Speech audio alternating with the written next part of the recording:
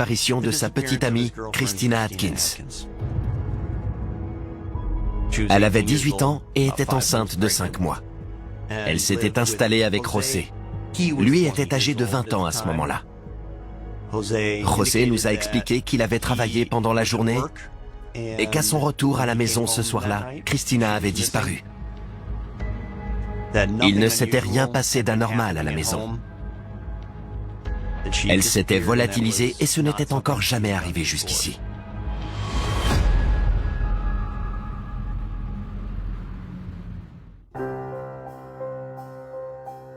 Christina était une personne douce. Elle ressemblait presque à un ange.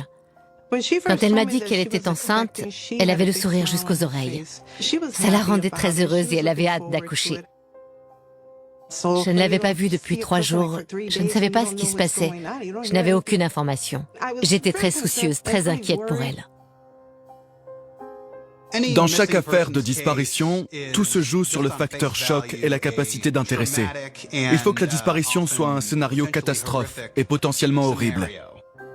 Mais quand une jeune femme comme Christina Atkins disparaît, une femme qui est enceinte de 5 mois, ça fait tout de suite sonner le signal d'alarme de la police.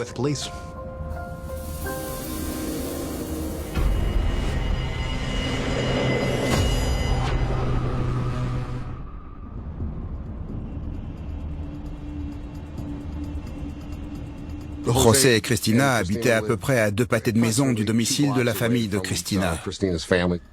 Donc l'une de nos premières réactions a été d'aller voir sa famille pour leur demander s'ils savaient où elle aurait pu aller.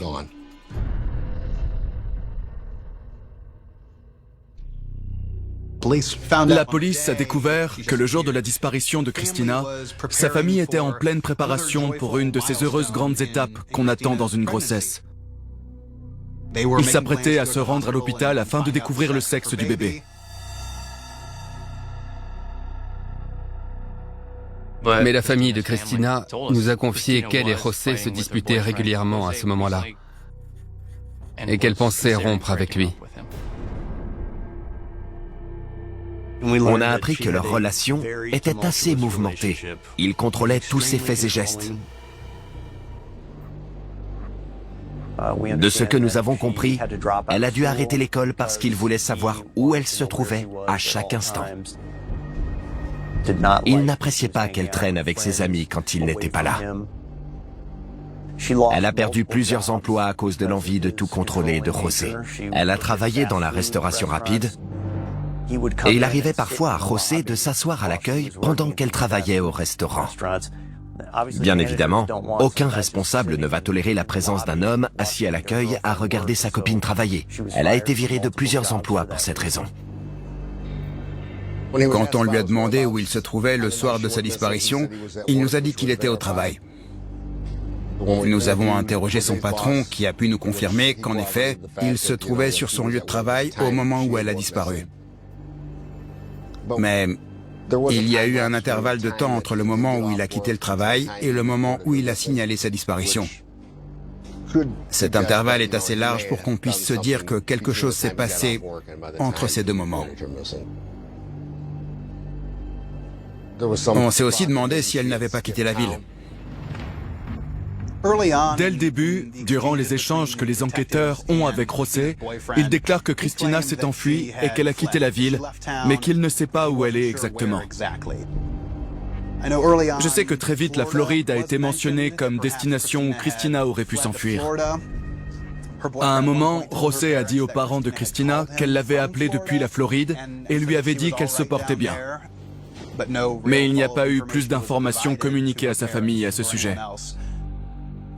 Pendant ces premiers jours, ces premières semaines qui suivent la disparition de Christina, José défend que celle-ci s'en est allée de son propre chef.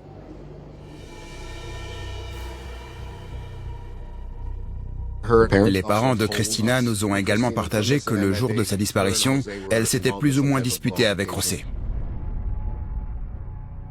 Je sais bien que leur relation est certaine, c'est qu'un homme ne devrait jamais maltraiter une femme. Et que si elle se sentait un jour maltraitée de n'importe quelle façon par José, elle devait m'en parler, sans rester dans son coin.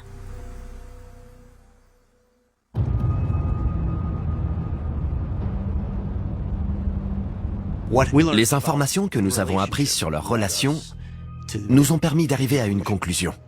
Cette histoire était bien plus compliquée. L'attitude générale de José nous poussait à croire que c'était une personne capable d'avoir un comportement violent envers Cristina. Il nous restait encore à savoir s'il avait bien fait quelque chose à Cristina et où il l'avait mise.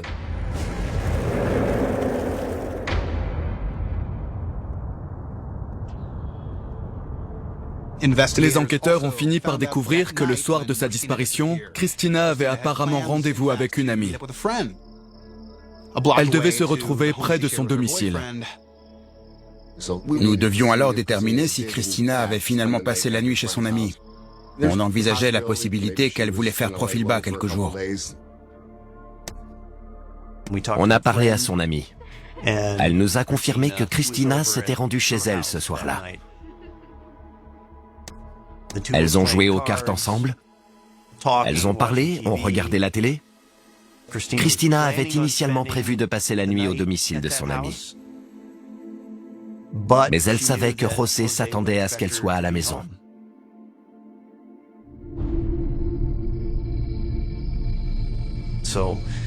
Aux alentours une heure et demie du matin, elle a décidé de marcher le long des quelques maisons qui la séparaient de son domicile.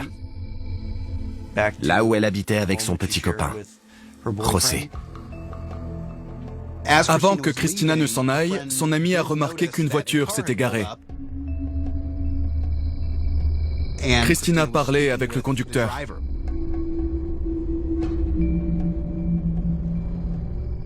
Son amie n'y a pas prêté plus attention. Elle n'a pas non plus vu Cristina s'éloigner de cette voiture pour rentrer. Personne ne savait vraiment si elle était montée dans cette voiture. Et si elle était montée, où était-elle allée?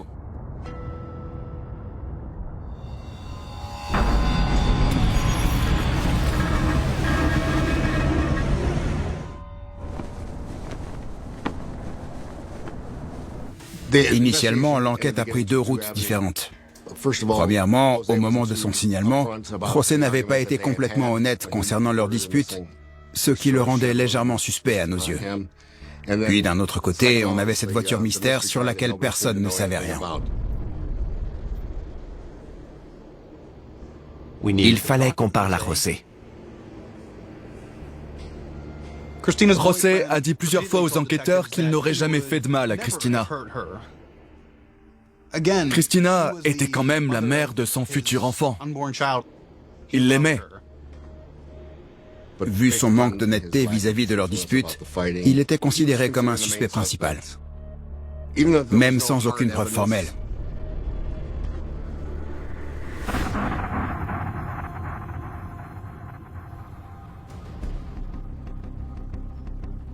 En avançant plus loin dans l'enquête, on n'avait pas plus de réponses sur le véhicule suspect.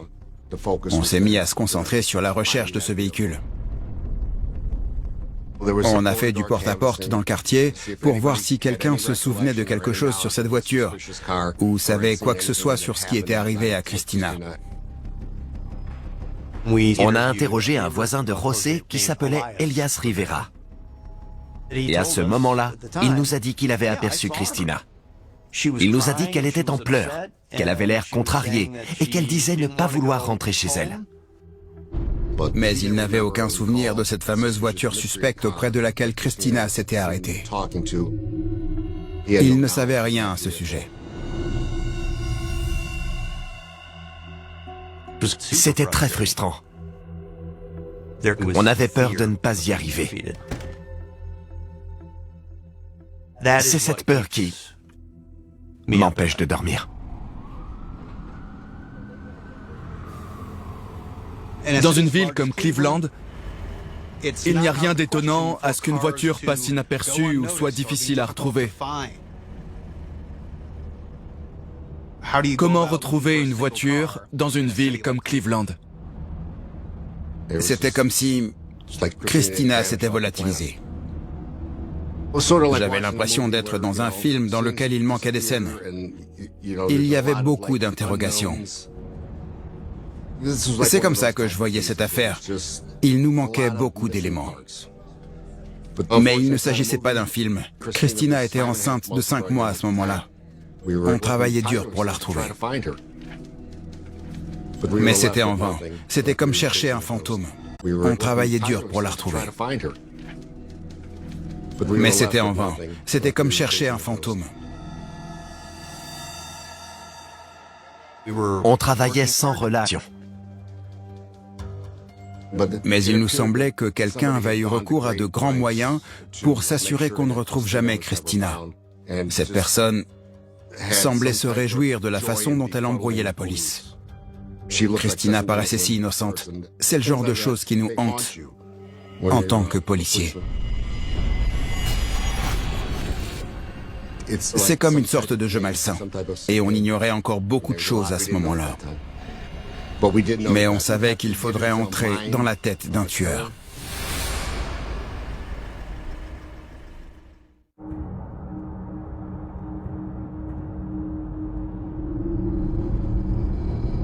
La nuit de la disparition de cette jeune fille de 18 ans, les enquêteurs n'avaient pas énormément d'indices. Christina Atkins s'est tout simplement volatilisée.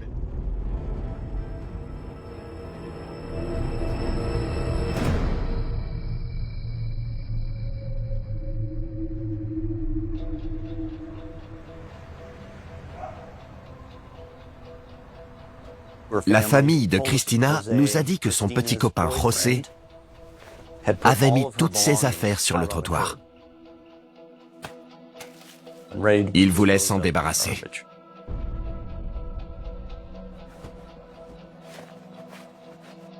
C'était de plus en plus difficile de ne pas le suspecter.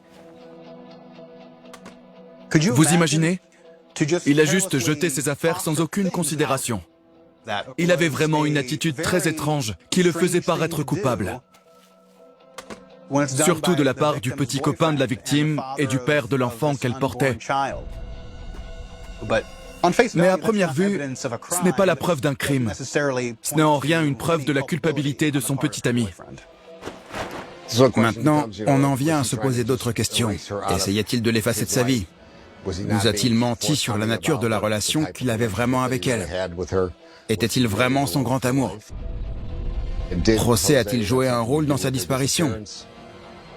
Nous n'en savions rien.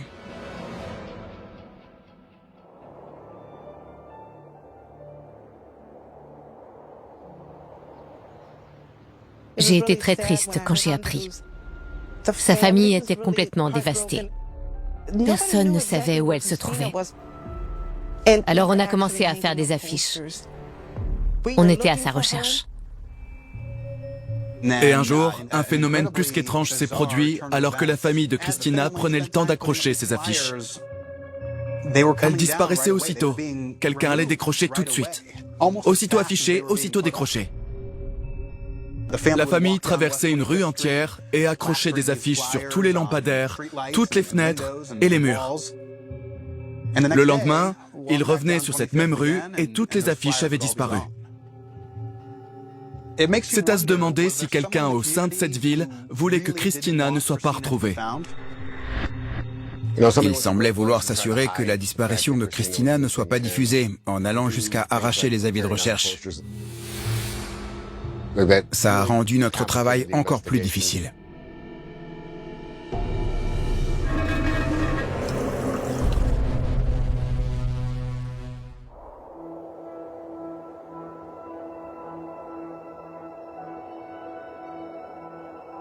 On est passé des années 90 aux années 2000, puis aux années 2010. Et en 2013, Christina avait été portée disparue la plus grande majorité de sa vie. Une fois que tant de temps s'est écoulé, on ne peut que conclure que Christina est décédée et que la personne responsable de son enlèvement et de son meurtre a redoublé d'efforts afin de dissimuler son corps. Elle ne voulait pas laisser la famille faire son deuil. Durant toute la période où Christina était portée disparue, sa famille n'a jamais cessé de croire qu'il la reverrait ou que l'affaire serait résolue. Qui est-ce qu'on veut? Christina! On la veut quand? Maintenant! Famille et amis ont manifesté côte à côte du long de la rue Clark jusqu'au croisement de la 25e rue et l'avenue Kinkle, dernier endroit où Christina Atkins a été vue.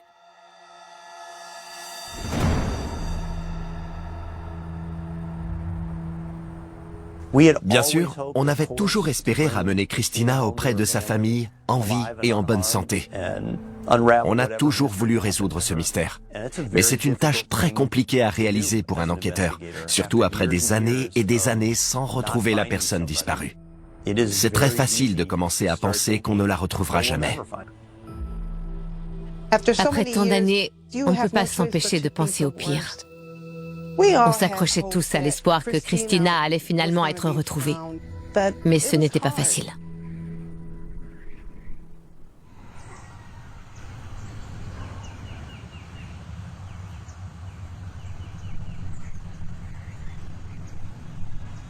Le 6 mai 2013 est une date très importante dans l'histoire récente de la ville de Cleveland et également, bien évidemment, dans l'histoire de Christina Atkins. C'est une journée qui m'a changé à jamais. Il y a eu un incident et des voisins ont entendu un cri provenant d'une maison sur l'avenue Seymour, à Cleveland. Un des voisins a constaté qu'une fille tentait de sortir d'une maison en frappant et en donnant des coups dans la porte. Les voisins l'ont aidée à ouvrir la porte et elle a couru de l'autre côté de la rue pour s'éloigner de la maison avant de demander un téléphone à quelqu'un pour rappeler la police. Aidez-moi! Il vous faut la police, les pompiers, une ambulance? Il me faut la police. D'accord, que se passe-t-il? Je m'appelle Amanda Berry. J'ai été kidnappée et je suis portée disparue depuis 10 ans. Je suis là, je suis libre maintenant. À ce moment-là, le FBI était impliqué dans une enquête pour la disparition de 2 personnes. Amanda Berry et une autre adolescente de Cleveland portée disparue, Gina DeJesus. Quand je me suis rendu sur les lieux ce jour-là, l'ambulance était toujours sur place. J'ai tout de suite reconnu les 2 adolescentes disparues, Amanda et Gina. Mais il y avait une autre femme, une adulte avec elle. Une photo circule dans la presse. Il s'agit d'une photo d'Amanda et d'une jeune fille. Elle était dans la maison avec elle, mais nous n'avons pas encore son identité. Parallèlement au cirque médiatique qui s'était créé, un signal d'alarme s'était déclenché. Et parmi toutes les interrogations de la police et de la famille, ils se demandaient s'il était possible que cette 3e femme soit Christina Atkins.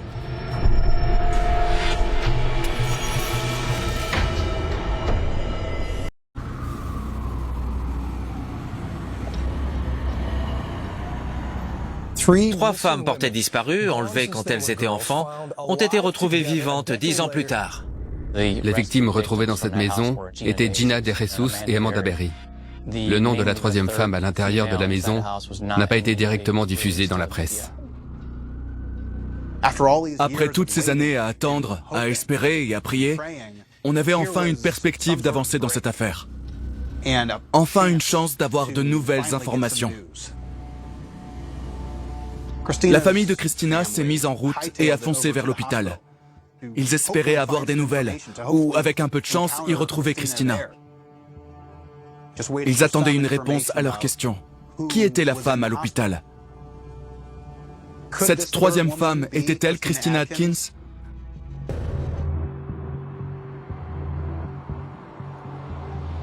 La nuit tombée, on a découvert que la 3e femme était en fait Michelle Knight.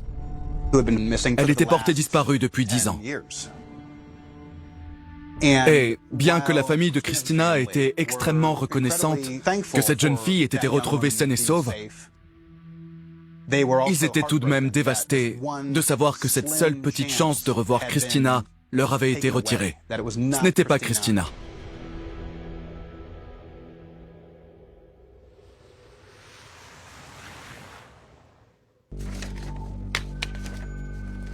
Même si on savait que la 3e femme n'était pas Christina Atkins, on pensait tout de même que sa disparition était liée à cette affaire. Les enquêteurs ont découvert qu'un homme, appelé Ariel Castro, était responsable de l'enlèvement de ces 3 femmes et qu'il les retenait à son domicile depuis des années.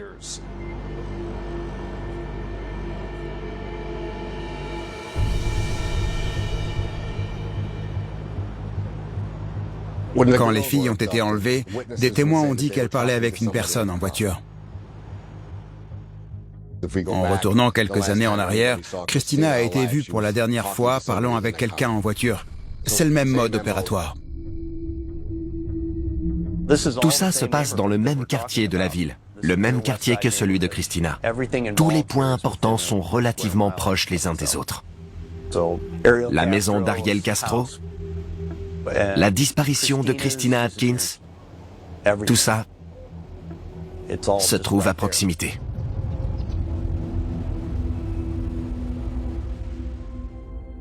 De plus, les dates correspondaient. Castro aurait-il pu lui faire du mal en 95 avant de remettre les compteurs à zéro et de reprendre ce même schéma au début des années 2000? Ariel Castro était un homme avec lequel nous avions tous un peu grandi. On habitait tous dans la zone très réduite dans laquelle la famille Castro habitait. Il était connu parce qu'il faisait peur. Il avait une apparence effrayante. Il avait une façon de nous regarder, ça se voyait dans ses yeux. On pouvait voir son côté terrifiant. Quelque chose n'allait pas chez lui.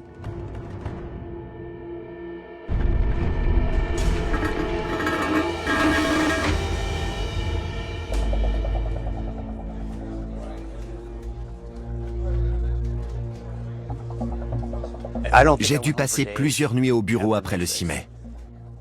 On passait nos nuits et nos week-ends au travail, à analyser chaque pièce à conviction trouvée. On avait formulé une douzaine de théories différentes qui auraient connecté Ariel Castro à la disparition de Christina Atkins.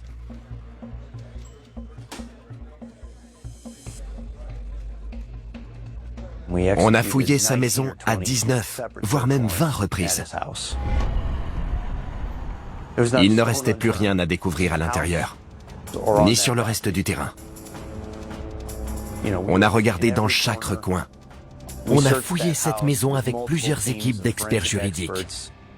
En plus de l'ADN, des armes à feu et des analyses d'empreintes, on nous a rapporté que le Bureau des enquêtes criminelles cherche à déterminer s'il existe d'autres victimes. Mais il n'y avait aucune preuve dans cette maison.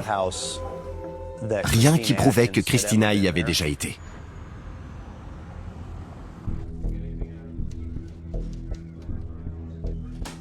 Mais plus tard, on a appris autre chose. Le petit copain de Christina, José, connaissait Ariel Castro.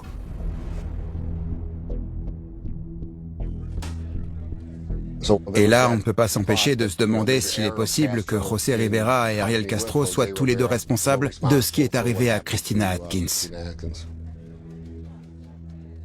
On s'est dit que José était un des seuls suspects de cette affaire pendant 18 ans et il vivait encore dans la même maison. Il occupait cette maison avec sa mère. On a donc récupéré José chez lui une fois de plus. Et on l'a emmené pour un énième interrogatoire sur la disparition de Christina.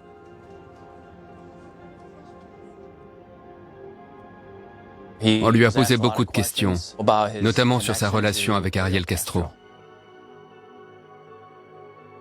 Il n'était pas du tout à l'aise. Il transpirait. Il y avait beaucoup de signes qui nous montraient qu'il était peut-être coupable de ce crime.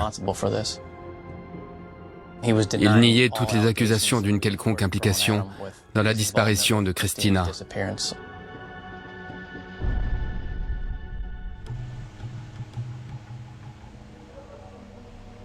On sentait que José n'était pas complètement sincère avec nous. On a donc demandé un mandat de perquisition pour sa maison. On a amené des chiens renifleurs. On pensait que la disparition de Christina avait été bien orchestrée. Et on était tous certains qu'il l'avait enterrée dans son jardin. Ce qui expliquerait pourquoi son corps n'a pas été retrouvé. Existe-t-il un meilleur endroit qu'un jardin pour dissimuler un corps? C'est vrai que personne ne peut vous voir sortir un corps de la maison pour le transporter ailleurs. C'était un travail de longue haleine. On a déterré tout le jardin, on a cherché dans chaque recoin. Mais on n'a rien trouvé. C'était plus que frustrant. En l'absence de corps, on n'avait même pas de crime. À ce stade, il n'y avait aucun moyen pour nous de pouvoir associer le petit copain José Rivera à la disparition de Christina Atkins. Je passais mon temps à leur répéter que j'étais innocent, que j'étais pas un tueur. C'était ma copine, elle était tout pour moi. J'aimerais qu'elle soit encore parmi nous. Aujourd'hui, j'ai l'impression d'avoir tout perdu.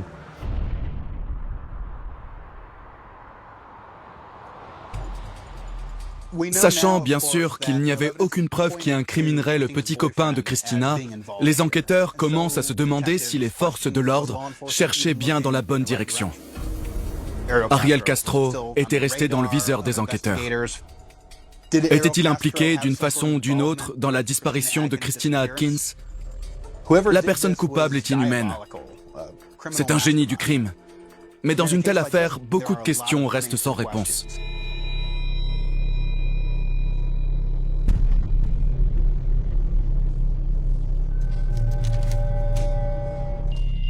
À ce stade de l'enquête, toute notre attention était toujours sur Ariel Castro.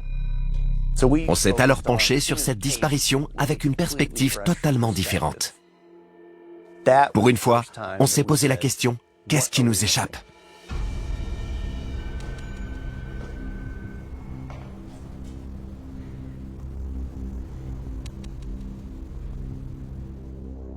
Très vite, les forces de l'ordre se mettent à interroger les voisins. Ils cherchent à comprendre quel genre de personne était Ariel Castro.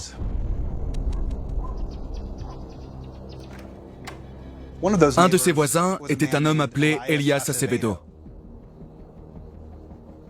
Après avoir parlé avec cet homme, les forces de l'ordre l'ont décrit comme une personne essentiellement nerveuse, voire même agitée. Il paraissait très anxieux. Ce détail a retenu l'attention des enquêteurs. C'est là qu'on commence à creuser un peu, à chercher à savoir qui il est. Donc, on commence à s'intéresser à son passé, et ce qu'on a trouvé nous a choqués. On a retrouvé un dossier datant de 2004 qui l'impliquait dans l'enlèvement et l'agression sexuelle d'une jeune fille de 14 ans. Cette agression s'était passée à son domicile. On a découvert qu'il avait pu négocier ses chefs d'accusation et qu'il avait fini par ne faire qu'une peine réduite dans cette affaire. Elias Acevedo vivait à quelques rues de Christina Atkins. C'était un délinquant sexuel, donc tout de suite, ça a fait sonner notre signal d'alarme. J'avais le sentiment que ça ne s'arrêtait pas là. Mon instinct me disait que les deux étaient liés. On analyse à nouveau le dossier de Christina, et l'une des choses que l'on remarque immédiatement est que les enquêteurs initialement en charge de l'enquête ont interrogé un voisin appelé Elias Rivera. À l'époque, ce voisin avait déclaré à la police qu'il avait vu Christina la nuit de sa disparition. Il a dit l'avoir vue alors qu'elle pleurait, mais qu'il ne savait pas ce qui lui était arrivé après ça. Au moment de ce témoignage, il n'y avait pas de raison de l'associer à la disparition de Christina. Mais en comparant les photos des années plus tard, on a découvert qu'il s'agissait en fait d'Elias Acevedo. Il a délibérément donné une fausse identité à la police en 1995. Pourquoi quelqu'un ferait ça? Ce sont tous ces indices qui nous poussent à affirmer qu'enfin, on tient la bonne personne.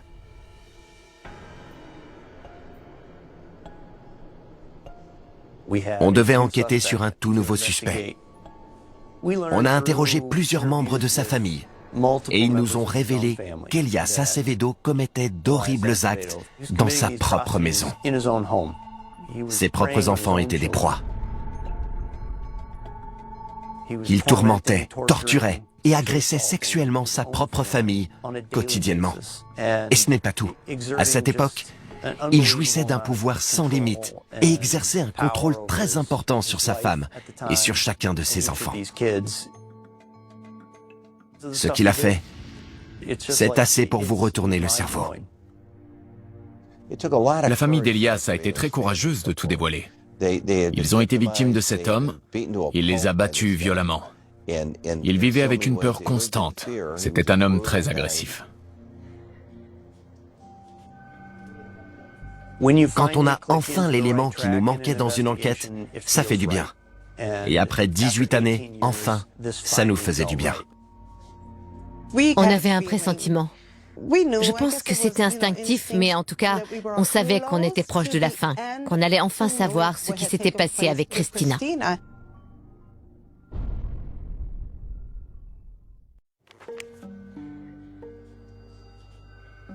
On pensait tous que la clé pour résoudre cette affaire était la coopération de la famille d'Elias, vu comme ils avaient souffert.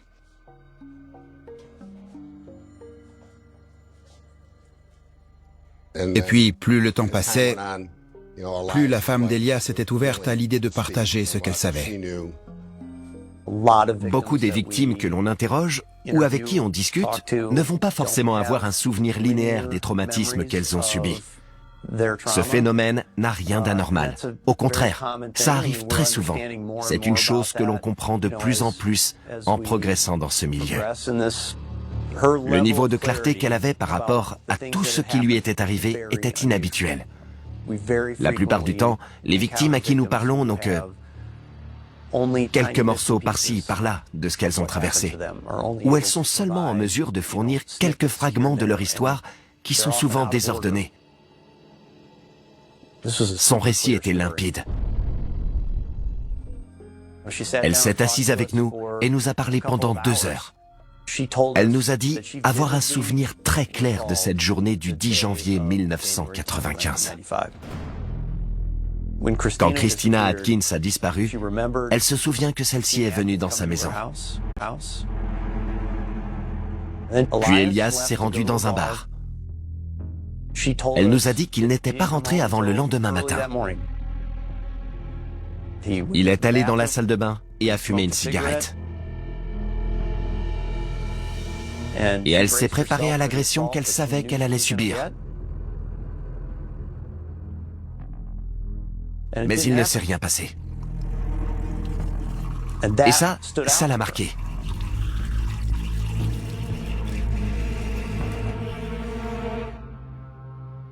Après avoir parlé à la femme d'Elias et avoir revu le déroulement des événements, on pense que c'est à ce moment qu'il a tué Christina. Une de nos théories initiales était qu'il devait avoir commis ce crime à l'intérieur de la maison. Dehors, la nuit était froide. Donc on voulait perquisitionner.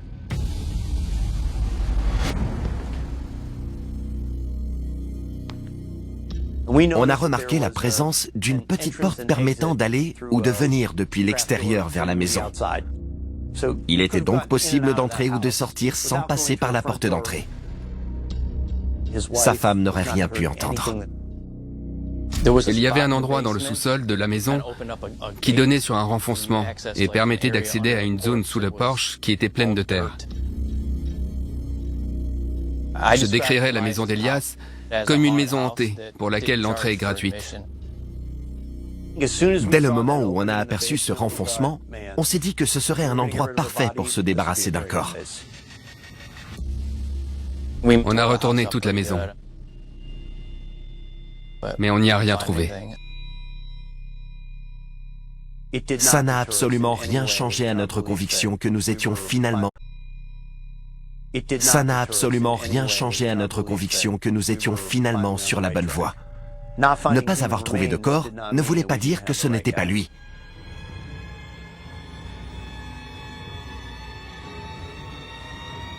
Toutes les preuves nous menaient à Elias. Il avait dû réfléchir à tous les endroits possibles où se débarrasser d'elle avant de choisir le lieu parfait. Il nous fallait juste un peu plus de temps, et il fallait que nous aussi en soient rusés.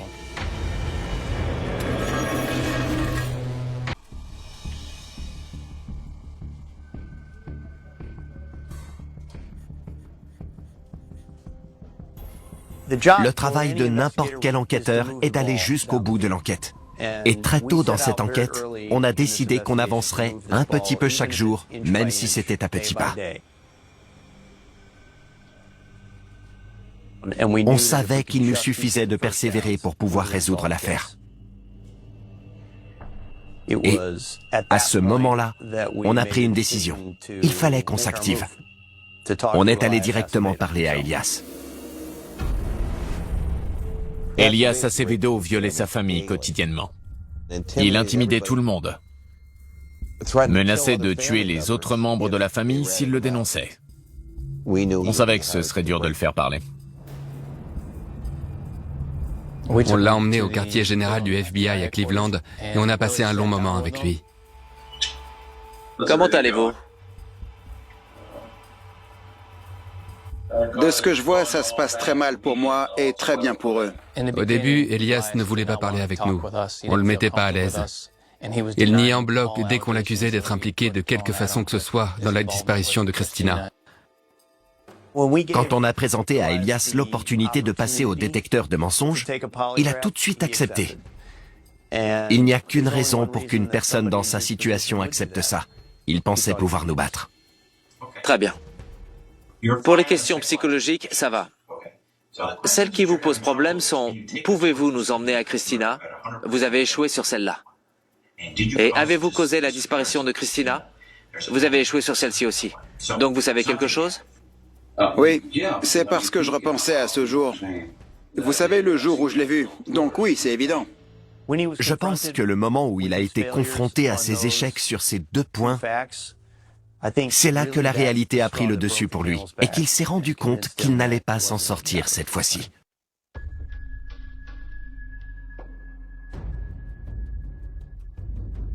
On a dit à Elias Acevedo qu'on allait lui donner une offre limitée dans le temps pour qu'il admette avoir tué Christina.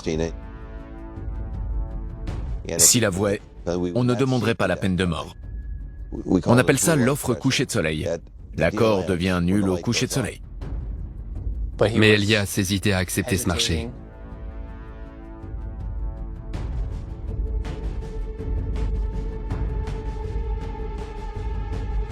Il n'était pas encore sûr à 100% qu'il allait avouer et nous dire ce qu'on voulait entendre. Il a fini par parler. Il a avoué le meurtre de Christina Atkins. Je l'ai étouffé. Ok? Ok. J'étais ivre. Ok. J'avais peur. Ok. J'ai pas fait exprès. Ok. Et j'ai bien eu des rapports avec elle, mais en fait je l'ai poussée et elle s'est cognée contre le truc qui est sur... le truc sur le mur, et elle s'est évanouie. Où avez-vous laissé son corps? Vous avez creusé un trou pour l'enterrer ou vous l'avez caché? Je l'ai caché. Vous l'avez juste caché? Juste à côté de l'autoroute? Oui. Vous l'avez mise en dessous de quelque chose? Oui, il y avait une bouche d'égout juste à côté.